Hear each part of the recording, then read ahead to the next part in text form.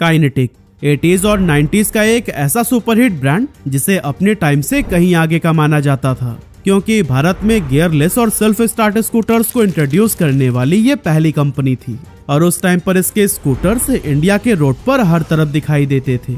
लेकिन हर किसी का फेवरेट ये ब्रांड अचानक गायब कैसे हो गया? इतना स्ट्रॉन्ग स्टार्ट होने के बावजूद ये कंपनी टिक क्यों नहीं पाई? और क्या यह ब्रांड आज भी कहीं जिंदा है या फिर हमेशा के लिए इतिहास बन गया? चलिए आज के इस वीडियो में हम सब कुछ डिटेल में जानते हैं। दोस्तों 1970s के दौर में इंडिया के अंदर बाइक या स्कूटर होना एक लग्जरी का सिंबल था।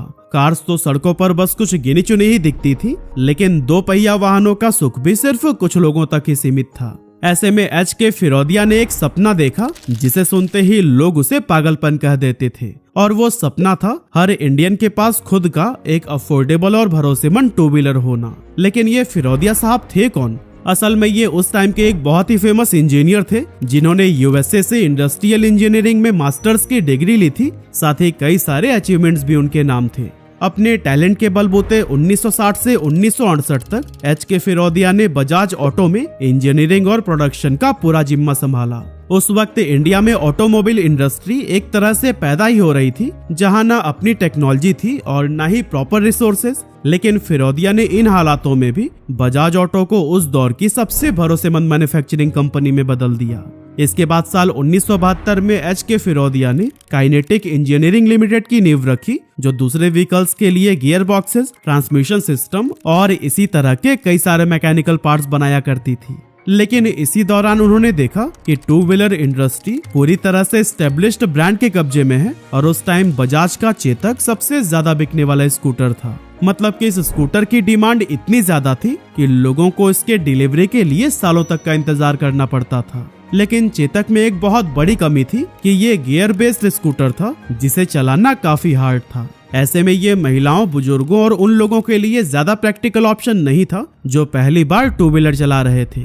एच.के. फिरोदिया को यही एक जबरदस्त मार्केट गैप दिखा और उन्होंने ठान लिया कि वह भारत को एक ऐसा स्कूटर देंगे जो बिना किक के स्टार्ट हो और गियर बदलने की भी झंझट ना हो। लेकिन कैसे? इसका फिरोदिया साहब के पास भी कोई जवाब नहीं था। हालांकि उस दौर में जापान और बाकी के डेवलप्ड कंट्रीज में गियरलेस स्कूटर्स काफी धूम मचा रहे थे। ऐसे में फिरोदिया समझ गए कि अगर उन्हें इंडिया में इस तरह का स्कूटर लाना है तो किसी ऐसे पार्टनर की जरूरत है जो कि इस टेक्नोलॉजी में पहले से ही एक्सपर्ट हो। लेकिन दोस्तों तब यह काम इतना आसान नहीं था, क्योंकि उस टाइम कोई भी बड़ी ग्लोबल कंपनी इंडियन फर्म्स के ऊपर ट्रस्ट ही नहीं करती थी, क्योंकि बाहर की कंपनियों का मानना था कि इंडियन मार्केट बहुत रिस्की है और वहां हमारी टेक्नोलॉजी चुराई जा सकती है।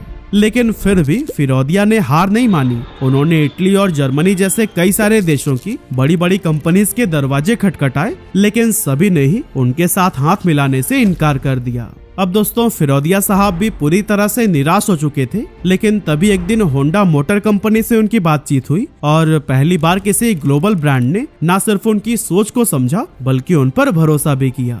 असल में होंडा उस टाइम दुनिया के सबसे बड़े टू व्हीलर मैन्युफैक्चरर्स में से एक था और वो भी भारत जैसे उभरते हुए और बड़ी मार्केट में कदम रखना चाहता था। लेकिन इंडिया में उस टाइम लाइसेंस राज का दौर था, जिसमें फॉरेन कंपनी सीधे इंडियन मार्केट में एंटर नहीं कर सकती थी। अगर वो भारत में बिजनेस करना चाहती थी तो उन्हें किसी इंडियन कंपनी के साथ में ज्वाइंट वेंचर करना होता था।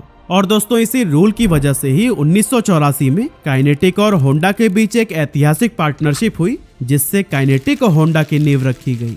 ये होंडा का किसी भी इंडियन कंपनी के साथ में पहला कोलैबोरेशन था। होंडा ने अपनी टेक्नोलॉजी और patented gearless scooter design kinetic को दिया, जबकि काइनेटिक ने इंडिया में मैन्युफैक्चरिंग, डिस्ट्रीब्यूशन और लोकल R&D को संभाला। इस तरह से काफी मेहनत के बाद 1984 में कंपनी ने इंडिया का पहला gearless self start scooter launch किया, जिसका नाम था काइनेटिक DX। ये उस समय के हिसाब से एक ऐसी टेक्नोलॉजी थी जिसे इंडियंस ने कभी नहीं देखा था, इसीलिए लॉन्च होते ही ये खूब चर्चे में रहा।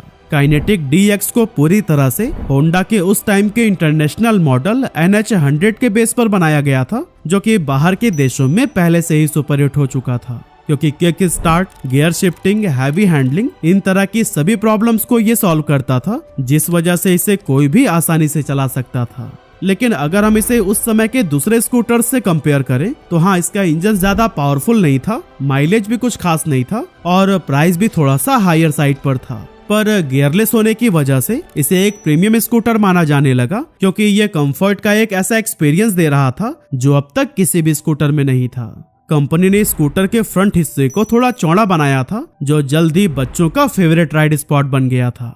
इस तरह से ये सिंपल सवारी धीरे धीरे लोगों के साथ में इमोशनली कनेक्ट होने लगी और कुछ ही सालों में काइनेटिक DX सिर्फ एक स्कूटर नहीं बल्कि हर घर की जरूरत बन गया। शहर की सड़कों से लेकर छोटे कस्बों तक हर जगह पर यही स्कूटर अब दिख रहा था। चाहे कॉलेज स्टूडेंट हो, ऑफिस जाने वाले लोग या फिर घर की शॉपिंग करने वाली महिलाएं, सबने काइनेटिक को खुले दिल से अपनाया। इस सफलता के बाद 1984 में कंपनी ने काइनेटिक EX को लॉन्च किया, जिसमें बेहतरीन कॉस्मेटिक चेंजेस और ज्यादा रिफाइंड परफॉर्मेंस दी गई, जिसकी वजह से EX ने भी DX की तरह ही पॉपुलैरिटी पाई। इस सक्सेस के बाद कंपनी ने अपना डीलर नेटवर्क और भी तेजी से बढ़ाना शुरू कर दिया। इसने देश के अलग अलग हिस्सों में अपने शोरूम और सर्विस सेंटर्स खोले। लेकिन दोस्तों, इसी टाइम पर कंपनी ने एक बात नोटिस की कि उनके स्कूटर्स खास तौर पर महिलाओं के बीच में ज्यादा पॉपुलर हो रहे हैं। वहीं दूसरी ओर मेल कस्टमर्स को ये स्कूटर्स उतने ज्यादा पसंद नहीं आ रहे थे, क्योंकि उनका मानना था कि काइनेटिक की डिजाइन थोड़ी सॉफ्ट और फेमिनिन है। उन्हें कुछ ऐसा चाहिए था जो कि उनकी पर्सनालिटी को मैच करे, जैसे कि थोड़ा ज्यादा पावरफुल, स्पोर्टी और बोल्ड लुक। इसी प्रॉब्लम को ही देखते हुए 1994 में कंपनी ने काइनेटिक ZX स्कूटर को लॉन्च किया, जो खास तौर पर यंगस्टर्स को ध्यान में रखकर तैयार किया गया था। इसका डिजाइन पहले से ज्यादा स्पोर्टी और एग्रेसिव था, ताकि ज्यादा से ज्यादा मेल कस्टमर्स को अट्रैक्ट कर सके।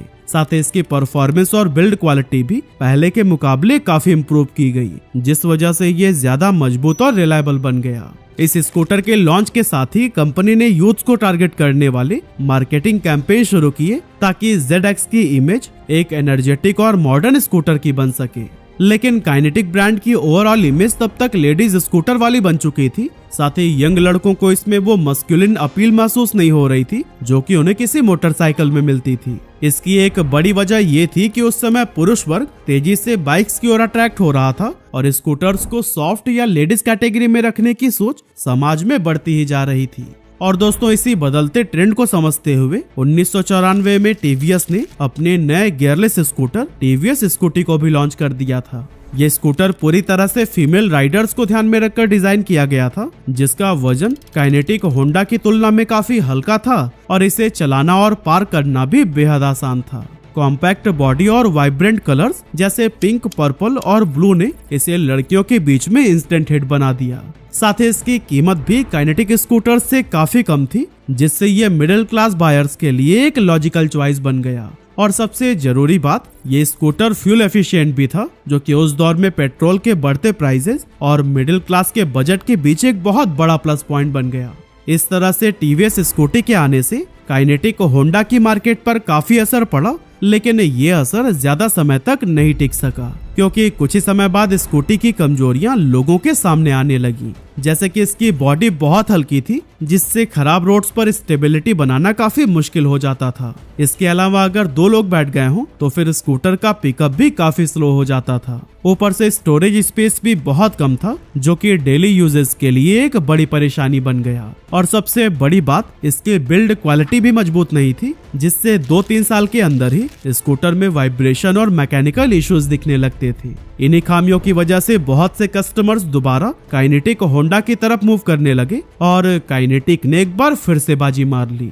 1995 में कंपनी ने काइनेटिक मार्वल को लॉन्च किया, जो न सिर्फ मॉडर्न दिखता था बल्कि परफॉर्मेंस के मामले में भी बहुत आगे था। यही वजह थी कि मार्वल को उस साल का स्कूटर ऑफ द ईयर का भी अवार्ड दिया गया। काइनेटिक मार्वल की इस जबरदस्त सफलता को देखकर बजाज ऑटो, जो उस समय तक अपने ड्यूरेबल गियर्ड स्कूटर्स जैसे बजाज चेतक और बजाज सुपर के लिए जाना जाता था, अब गियरलेस स्कूटर सेगमेंट में भी कूद पड़ा और उसने अपने सबसे पहले गियरलेस स्कूटर बजाज स्प्रिट को मार्केट में उतारा। बजाज स्प्रिट को खास तौर पर टीनेजर्स और कॉलेज जाने वाली लड़कियों को ध्यान में रखकर बनाया गया था। हालांकि परफॉर्मेंस के मामले में ये TVS से ज्यादा अलग नहीं था, इसीलिए इसे मार्केट में कुछ खास पहचान नहीं मिली और बजाज ने कुछ सालों बाद गियरलेस स्कूटर से अपने कदम पीछे खींच लिए। इस तरह से काइनेटिक के लिए अब रास्ता साफ था, क्योंकि मार्केट में कोई बड़ा कॉम्पिटिटर बचा ही नहीं था। लेकिन उसी दौरान कुछ ऐसा हुआ जिसने काइनेटिक की नींव हिलाकर रख दी। असल में 1991 के एलपीजी रिफॉर्म्स के बाद से इंडिया की मार्केट फॉरेन कंपनीज के लिए खोल दी गई और अब वो बिना किसी कोलैबोरेशंस के इंडिया में अपना बिजनेस सेटअप कर सकते थे। इस अपॉर्चुनिटी को देखते हुए कई सारी फॉरेन कंपनीज ने डायरेक्ट इंडियन मार्केट में एंट्री ले ली। ऐसे में होंडा ने सोचा कि उसे भी अब मौके का फायदा उठाते हुए इंडिपेंडेंटली काम करना चाहिए, क्योंकि काइनेटिक ग्रुप और होंडा कॉरपोरेशन के बीच में रिश्ते अब खराब भी होने लगे थे। इसीलिए होंडा चाहता था कि वो काइनेटिक का सारा स्टेक खरीद ले और आजादी से काम कर सके। लेकिन दोस्तों, काइनेटिक किसी भी कीमत पर अपना स्टेक बेचना ही नहीं चाहता था। इसीलिए 1998 में होंडा ने काइनेटिक के साथ अपनी पार्टनरशिप को ऑफिशियली खत्म कर दिया और अपनी नई company Honda motorcycle and scooters India यानी HMSI की नींव रखी। ये काइनेटिक के लिए एक बहुत बड़ा झटका था, क्योंकि इस ब्रेकअप के बाद न सिर्फ होंडा गया बल्कि उसके साथ साथ जापानीज टेक्नोलॉजी भी चली गई और इसी वजह से काइनेटिक अब अपनी स्ट्रेंथ को खोने लगा। और फिर 2001 में वो पल आया जिसने पूरी इंडियन स्कूटर मार्केट को हिलाकर रख दिया। होंडा ने इंडिपेंडेंटली काम करते हुए अपना stylish 4 stroke gearless scooter Honda Activa को लॉन्च कर दिया था, जो न सिर्फ चलाने में स्मूथ था बल्कि मेंटेनेंस के मामले में भी बेहद शानदार। होंडा एक्टिवा ने मार्केट में आते ही वो सारी प्रॉब्लम्स ही सॉल्व कर दी जो कि लोग सालों से स्कूटर्स में फेस कर रहे थे। जैसे कि काइनेटिक अपने स्कूटर्स में अभी तक पुराना 2 स्ट्रोक इंजन यूज करता था, जिसमें माइलेज कम मिलता था और पोल्यूशन भी ज्यादा होता था। वहीं एक्टिवा में एडवांस 4 स्ट्रोक इंजन था, जो न सिर्फ बेटर माइलेज देता बल्कि एनवायरमेंट फ्रेंडली भी था। इसके अलावा काइनेटिक के स्कूटर्स में ज्यादातर प्लास्टिक बॉडी होती थी, जो हल्की तो थी ही लेकिन जल्दी डैमेज भी हो सकती थी। इसके मुकाबले एक्टिवा में मेटल बॉडी दी गई थी, जो ज्यादा मजबूत, टिकाऊ और सेफ थी, जिससे लोगों का मेंटेनेंस खर्च कम हो गया। और यही वजह थी कि लोगों ने एक्टिवा को हाथों हाथ लेना शुरू कर दिया। होंडा की तूफानी एंट्री ने काइनेटिक को ऐसे मोड़ पर पहुंचा दिया जहां से आगे का रास्ता बेहद कठिन हो गया। अब उसके सामने 2 ही रास्ते बचे थे, या तो वो अपने पुराने आउटडेटेड मॉडल्स के साथ में मार्केट में बची कुची पकड़ बनाए रखे, या फिर एक ऐसा मॉडर्न स्कूटर लेकर आए जो कि एक्टिवा को टक्कर दे सके। अब काइनेटिक के पास ना तो होंडा जैसी कटिंग एज जापानीज टेक्नोलॉजी थी और ना ही कोई सॉलिड R&D इकोसिस्टम। इसके बावजूद कंपनी ने तय किया कि चाहे कुछ भी हो जाए वो मैदान नहीं छोड़ेंगे। फिर क्या था, उन्होंने अपने सालों के एक्सपीरियंस की मदद से 2001 में ZX Zoom को लॉन्च किया। ये 110 सीसी का 2 स्ट्रोक स्कूटर था, जिसे स्पोर्टी लुक के साथ में उतारा गया। काइनेटिक ने उम्मीद की थी कि इसका लुक और दमदार परफॉर्मेंस एक्टिवा को भारी चुनौती देगा, लेकिन असलियत तो कुछ और ही निकली। असल में ZX Zoom का 2 स्ट्रोक इंजन नए एमिशन नॉर्म्स पर खरा नहीं उतरा और फ्यूल एफिशिएंसी भी उम्मीद से काफी कम थी। ऊपर से होंडा की तरह मजबूत सर्विस नेटवर्क और स्पेयर पार्ट्स भी आसानी से अवेलेबल नहीं थे, जिसका नतीजा ये हुआ कि ZX Zoom मार्केट में टिक ही नहीं पाया। लेकिन दोस्तों, काइनेटिक ने यहाँ भी हार नहीं मानी। अगले ही साल यानी 2002 में काइनेटिक नोवा को लॉन्च कर दिया गया, जो कि पूरी तरह से एक मॉडर्न स्कूटर था। इसमें 113 सीसी का 4 स्ट्रोक इंजन दिया गया था ताकि फ्यूल एफिशिएंसी की शिकायत को दूर किया जा सके। इस तरह से ये स्कूटर न सिर्फ पहले के स्कूटर से कहीं ज्यादा इको फ्रेंडली था, बल्कि माइलेज में भी अपने पहले के स्कूटर से कई गुना बेहतर साबित हुआ। इन सभी सुधारों की वजह से नोवा का इनिशियल रिव्यूज बहुत अच्छा आया और उसकी शुरुआती बिक्री ने भी उम्मीद जगा दी कि अब कंपनी अपना कमबैक कर सकती है। लेकिन दोस्तों, तब तक होंडा एक्टिवा की पकड़ इतनी ज्यादा मजबूत हो चुकी थी कि नोवा की चमक ज्यादा देर तक नहीं टिक सकी। इसके अलावा कुछ साल पहले काइनेटिक ने साउथ कोरियन कंपनी होसोंग मोटर्स के साथ में कोलैबोरेशन करके मोटरसाइकिल सेगमेंट में भी कदम रख दिया था और 2003 में उन्होंने एक प्रीमियम क्रूजर मोटरसाइकिल अक्विला को लॉन्च किया। अक्विला अपने लॉन्च के कुछ समय बाद तक खूब हेडलाइंस में बनी रही। इसके इंटरनेशनल स्टाइलिंग और क्रूजर अपील ने जमकर लोगों का ध्यान खींचा। लेकिन इस बाइक की हाई प्राइस और लिमिटेड सर्विस ने इसे भी एक निश प्रोडक्ट बना दिया। इस वजह से अक्विला की सेल्स उस लेवल तक कभी नहीं पहुंच पाई जिसकी काइनेटिक ने उम्मीद की थी। इसीलिए धीरे धीरे लॉसेस बढ़ने लगे और पार्टनरशिप में भी दरार आ गई। और फिर काफी मतभेदों के बाद आखिरकार 5 सालों में ही काइनेटिक और होसंग मोटर्स की जोड़ी टूट गई और यहीं से काइनेटिक के मोटरसाइकिल बिजनेस पर भी लगाम लग गई। 2006 से 2008 के बीच में काइनेटिक अपनी पुरानी पोजीशन को फिर से पाने के लिए कई सारी दांव खेल रही थी। जैसे कि कंपनी ने एक बोल्ड मूव लेते हुए काइनेटिक ब्लेज को लॉन्च किया, जो उस समय का सबसे पावरफुल स्कूटर था। ये एक ऐसा स्कूटर था जिसे देखकर लगता था कि काइनेटिक अब सीधे प्रीमियम और परफॉर्मेंस सेगमेंट को टारगेट कर रहा है, क्योंकि ब्लेज में 165 सीसी का पावरफुल इंजन दिया गया था, जो कि उस समय किसी भी स्कूटर के लिए बहुत बड़ी बात थी। साथ ही इसका पिकअप भी इतना जबरदस्त था कि ये कई सारे रेगुलर मोटरसाइकिल्स को भी सीधी टक्कर दे सकता था। इसके अलावा डिस्क ब्रेक्स, एलॉय व्हील्स और एकदम अलग यूरोपियन डिजाइन दिया गया था, जो कि उस टाइम के ट्रेडिशनल स्कूटर्स से बिल्कुल हटके था। काइनेटिक ने इसे एक परफॉर्मेंस स्कूटर के तौर पर पेश किया था, एक ऐसा प्रोडक्ट जो भारत में पहले कभी नहीं देखा गया। लेकिन दोस्तों, यहाँ काइनेटिक से एक बहुत बड़ी चूक हो गई।